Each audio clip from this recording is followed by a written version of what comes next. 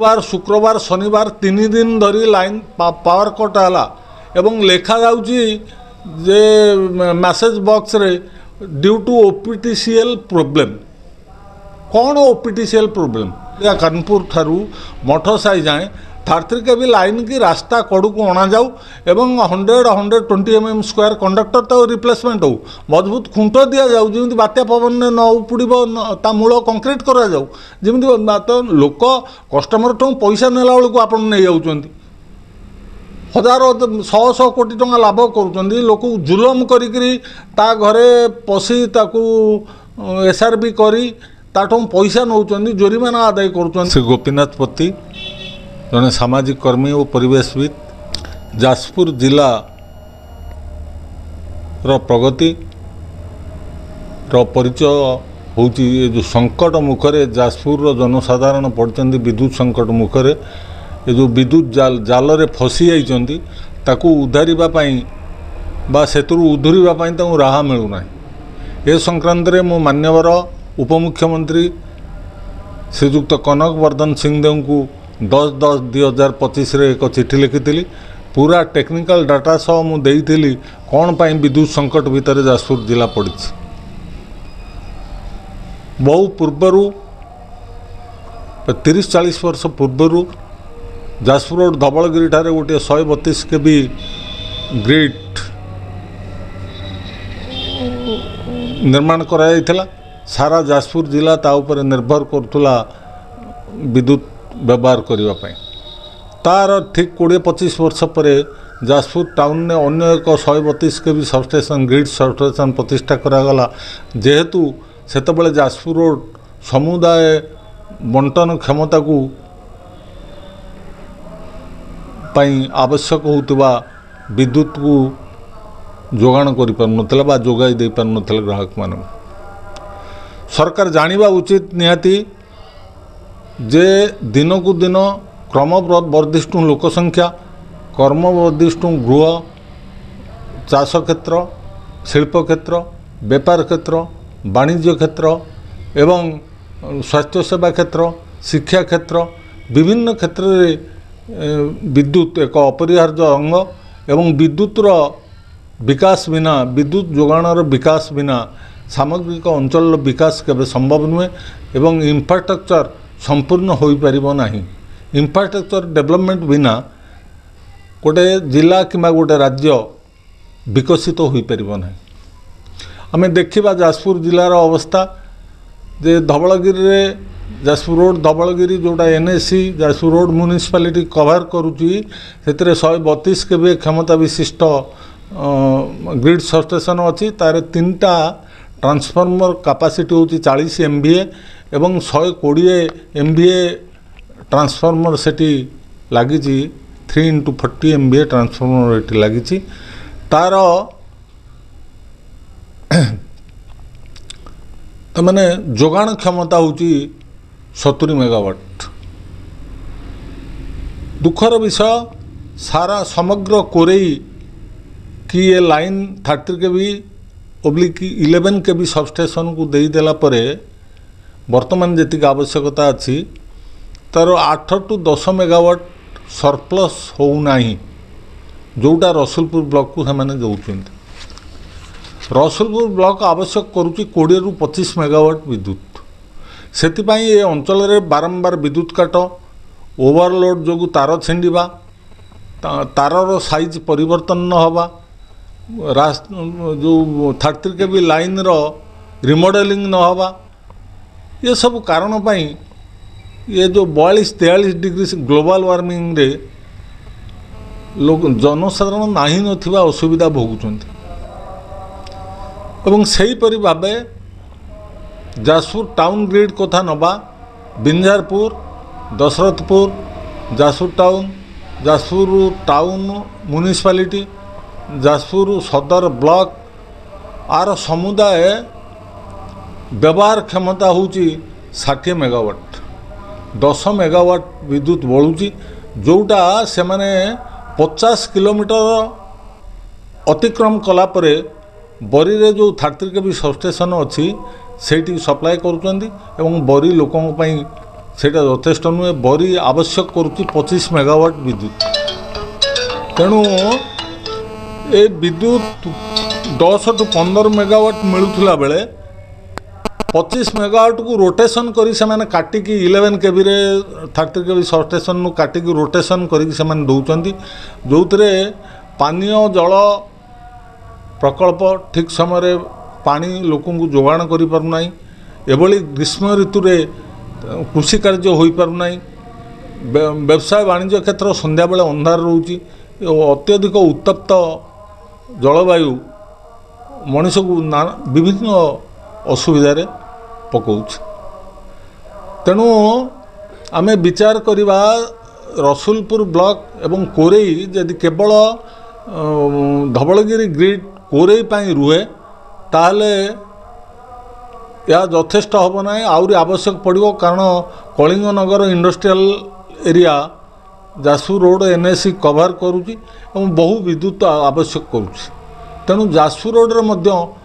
Grid capacity ବଢ଼ାଇବା ନିହାତି ଆବଶ୍ୟକ ହେଲାଣି। ତାପରେ ରସୁଲପୁର ବ୍ଲକକୁ ଯଦି 33 କେବି ଲାଇନ୍ ଆସେ ତା ଖରସ୍ରୋତା ନଦୀ ଦେଇ ଅତିକ୍ରମ କରି ଆସିବ, ଯେଉଁଥିରେ ମେଣ୍ଟେନାନ୍ସ କଲା ବେଳେ ବହୁ ଅସୁବିଧା ସୃଷ୍ଟି ହେଉଛି ଏବଂ ଥରେ ଲାଇନ୍ ଗଲେ 7-8 ଘଣ୍ଟା 12 ଘଣ୍ଟା 24 ଘଣ୍ଟା ଯାଏଁ ସମୟ ନେଉଛନ୍ତି ମେଣ୍ଟେନାନ୍ସ କରିବା ପାଇଁ। ଏ ଦାୟିତ୍ୱ ହେଉଛି ବଣ୍ଟନକାରୀ କମ୍ପାନୀର। ରାଜ୍ୟ ସରକାର ମହୋଦୟ ବଣ୍ଟନକାରୀ କମ୍ପାନୀ ଟାଟାକୁ ଏ କ୍ଷମତା ଦେଇଛନ୍ତି। ଏଇଠି ମୁଁ ପ୍ରାଥମିକ ସ୍ତରରେ ଜାଗାର ନାଁ ମେନସନ୍ କରି କହୁଛି ଯେ ଜୋକଡ଼ିଆ ପରବର୍ତ୍ତୀ ଠାରୁ ଜୋକଡ଼ିଆ କାନପୁର ଗାଁ ଠାରୁ ମଠ ସାହି 33 କେବି ଷ୍ଟ୍ରକ୍ଚର ଯାଏଁ ଯେଉଁ 10-12 କିଲୋମିଟର ରାସ୍ତା, ଇଏ ଡିପ୍ ଫରେଷ୍ଟ ବା ଯେଉଁ ଗ୍ରାମ୍ୟ ଜଙ୍ଗଲ କୁହନ୍ତି, ଗ୍ରାମ୍ୟ ଜଙ୍ଗଲ ଭିତର ଦେଇ ସେ ଲାଇନ୍ 33 କେବି ଲାଇନ୍ଟି ଆସିଛି। ପବନ ସୁଲକେଇଲେ, ବର୍ଷା ଟିକେ ହେଲେ ଏଠି ଡିସ୍କ ଇନ୍ସୁଲେଟର ଫାଟୁଛି, ଏଠି ତାର ଛିଣ୍ଡୁଛି, କେଉଁଠି ଖୁଣ୍ଟ ଶୋଇପଡ଼ୁଛି। ତେଣୁ ଏଇ ଯେଉଁ 12-14 କିଲୋମିଟର ଲାଇନ୍ କି କ'ଣ ଇନଭେଷ୍ଟିଗେସନ୍ ଟିମ୍ ଟାଟାର ଦେଖୁନାହିଁ କି? ଗୁରୁବାର, ଶୁକ୍ରବାର, ଶନିବାର 3 ଦିନ ଧରି ଲାଇନ୍ ପାୱାର କଟ୍ ହେଲା ଏବଂ ଲେଖାଯାଉଛି ଯେ ମେସେଜ ବକ୍ସରେ ଡ୍ୟୁ ଟୁ OPTCL ପ୍ରୋବ୍ଲେମ୍। କ'ଣ OPTCL ପ୍ରୋବ୍ଲେମ୍? ତୁମେ ତ ସପ୍ଲାଏ କରିବ, ଖୁଣ୍ଟ ବଦଳାଇବ, ତାର ବଦଳାଇବ, ପଇସା ନେଉଛ। ତୁମେ 150 କୋଟି ଟଙ୍କା ଭିଜିଲାନ୍ସ କେସ୍ କରିକି ନେଲଣି ଟାଟା କମ୍ପାନୀ ଯାଜପୁର ଜିଲ୍ଲାରୁ। ସରକାରଙ୍କୁ କେତେ ଦେଇଛ? ଇଏ କାମ କିଏ କରିବ? ଜନସାଧାରଣ କ'ଣ ଏଥିପାଇଁ ସଷ୍ଟେନେବୁଲ୍ ଡିଫିକଲ୍ଟିଜ୍ ଫେସ୍ କରିବେ କି? ତେଣୁ ଦାୟିତ୍ୱ ହେଉଛି ଟାଟା କମ୍ପାନୀ। OERC ନିର୍ଦ୍ଦେଶ ଦିଅନ୍ତୁ ଟାଟା କମ୍ପାନୀକି, ଯେଉଁ ଦୁର୍ବଳ 33 କେବି ଲାଇନ୍ ଅଛି ତାକୁ ତ ସବଳ ନ କଲେ ତାକୁ ଆଣନ୍ତୁ, ରାସ୍ତା କଡ଼କୁ ଆଣନ୍ତୁ। ଏବଂ ଏଥିପାଇଁ କଲେକ୍ଟର ମହୋଦୟଙ୍କୁ ମୁଁ ଅପିଲ୍ କରୁଛି, ସେ CO TPNODL ବା ଟାଟା ପାୱାର ଲିମିଟେଡ଼କୁ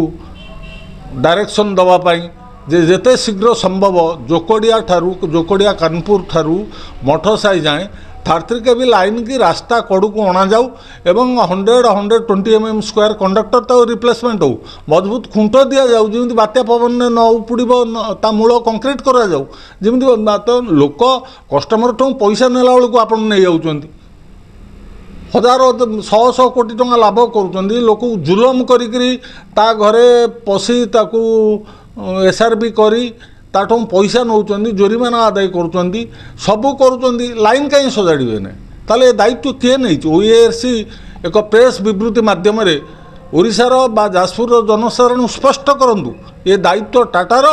ନା ଏ ଦାୟିତ୍ୱ ସରକାରର? ଲୋକମାନେ ଅନ୍ଧାରରେ ରହୁଛନ୍ତି,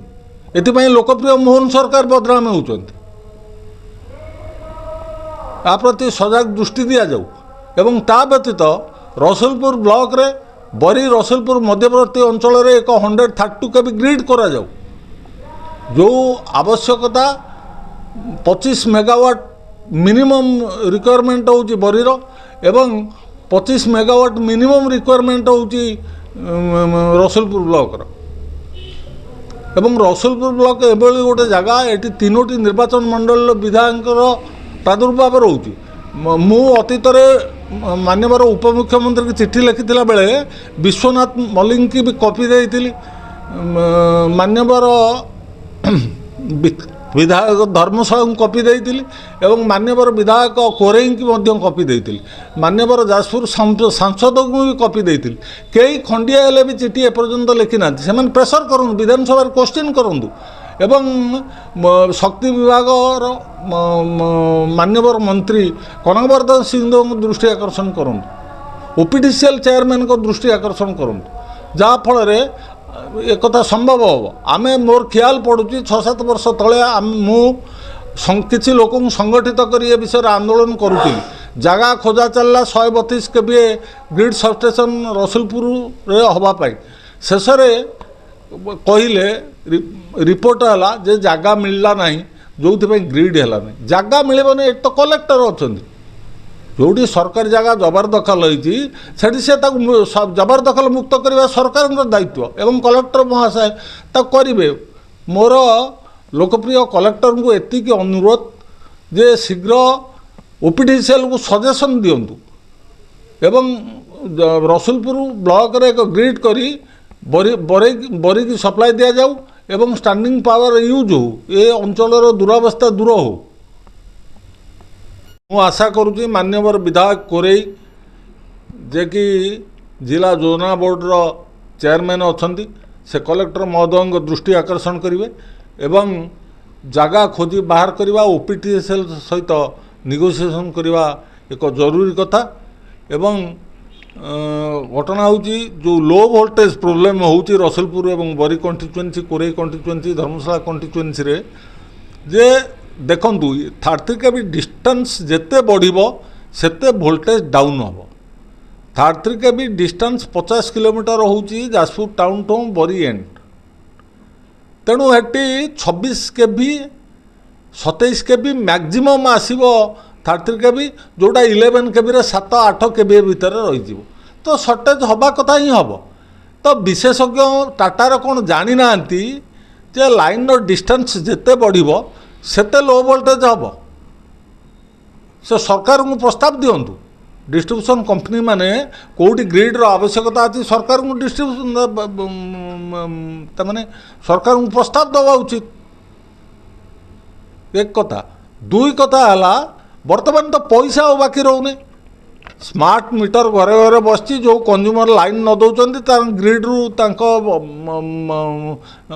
ऑपरेशन ऑफिस रु चैम्बर रु से माने तो लाइन काट दौरान तेणु पैसा तो नौ प्रॉफिट तो करुँच तेणु ये जो infrastructure facilities in case of electricity आ किए कर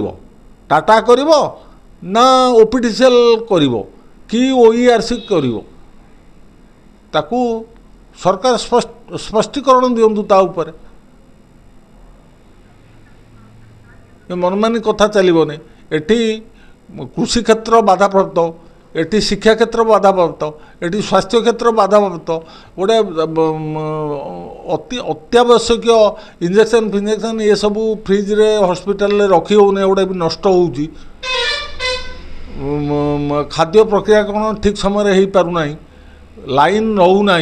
फ्रिक्वेंटली लाइन ट्रिप करुच्ची ये सब असुविधा आगामी दिन में एक जनविस्फोरण होबार आशंका रोचे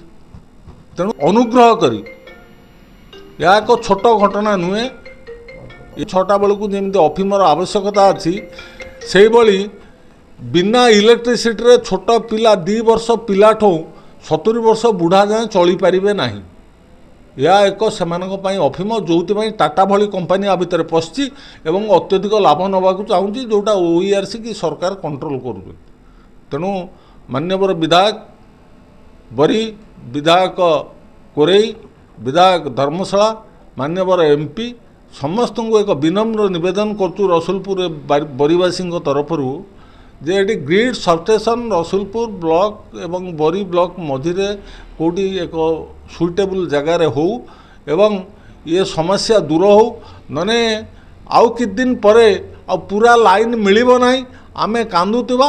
बांधुतबा।